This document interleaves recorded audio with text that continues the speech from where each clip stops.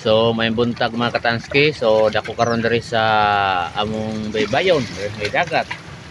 Naglingkod ko ano yung floating cottage sa akong uyuan. Pwede rin po di nga style mga katanski, floating cottage now. Ganit na wow. Floating cottage siya style, mo ni siyang style estilo ba. Pwede rin butang agtrapal.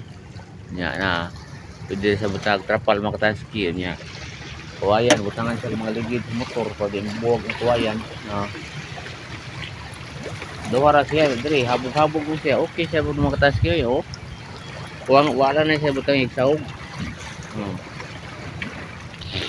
Pwede ra diri magutaw-utaw. Butang agtrapal. Okay kayo. Pwede ninyo ipalaod. Na po yung mga payag na mga katanski, mga cottage. Dagan na sa katong wapag abot si Bagyong Tino, kanin indot kini siyang cottage diri sa panguyuan. Daghan man ni diri Nya dapo diri sa ako gyapon ning sa akong mga kaliwat ni diri nga payag. Nangaguba ra mga payag diri mga katanski pag Bagyong Tino. Daghan kay maligo diri sa mga lugar mga katanski. Narani sa Barangay Macario, Merinalite. Naghang mga buti, taga Isabel, taga Ormoc, mga taga Saronlite na unya na mo ni dagat diha mga katanski. Mangrove, bugnaw kay diri mga katanski, ayos kay diri. Lami pud maghimo day og floating cottage og duol mo sa dagat, pag himo og floating cottage ani kadako siguro na ramis mga kuan siya, mga usa, duha, mga kuan siguro, mga tulo ka dupa. Tulo ka dupa unya, duha ka dupa. Tulo ka dupa square meter. Ayos po. So akong survey karon mga katanski, mura wa kayo nanagat karon mga katanski. Kaya mga pambot mura og kuan man naaman ng parking man. Ito po sa Perdos mura og mura minus po yung nanagat mga katanski. Mo lagi ako lanta-lantaw dito, mura wa pa hapit nanagat. Mura wa nanagat kay mura gitugnaw mga katanski.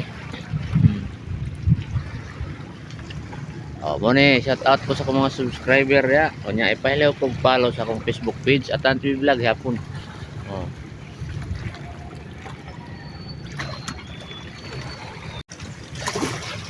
Tay barko pamisidlak ang adlaw mga katanski.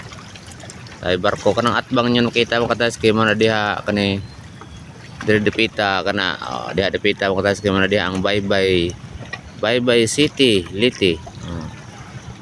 Na po yung mga payag dito mga katanski, dito to mga payag lao. Ayos kayo, di ba?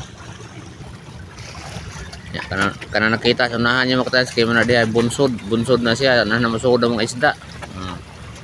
Bunsod na siya. Katapon nga payag mga katanski, payag na nila sa ni Inday Parilla. Ayos pod. Na mga pambot nakaparking mga katanski, marwa kay nanagat ron.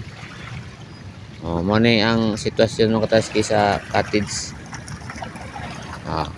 Diba? Ayos kayo no. Ano siya?